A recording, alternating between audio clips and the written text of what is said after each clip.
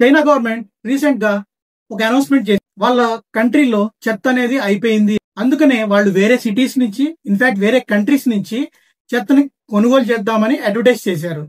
2012-13లో చూసుకుంటే కనుక China complete గా చెత్తతో నిండిపోయింది. బట్ ఇప్పుడు ఎటువంటి చెత్త లేకుండా సిటీ అంతా క్లీన్ గా ఉంది. బట్ వాళ్ళు చెత్త లేదని టెన్షన్ పడుతున్నారు. రీజన్ చెప్తా, వీడియో కంప్లీట్ గా చూడండి. చైనా గవర్నమెంట్ 5 years నుంచి వేస్ట్ టు ఎనర్జీ ప్లాంట్స్ అంటే వేస్ట్ నుంచి పవర్ జనరేట్ చేసే ప్లాంట్స్ ప్రతి ఇయర్ 26% పెంచుకుంటూ వచ్చారు.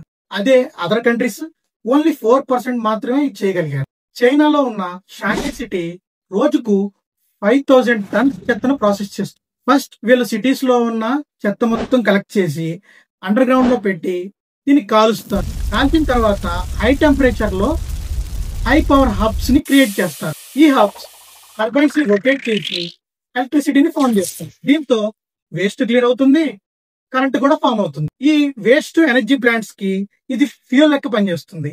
అందుకనే ఈ ప్లాంట్స్ నడవాలని చాలా చెత్త కావాలి. అందుకే చైనా కంట్రీ చెత్తని ప్రీమియం రేట్స్ కొనుగోలు చేస్తుంది. వీళ్ళు ఆ చెత్తతో పవర్ ను కూడా జనరేట్ చేసి దాన్ని అమ్ముకుంటున్నారండి.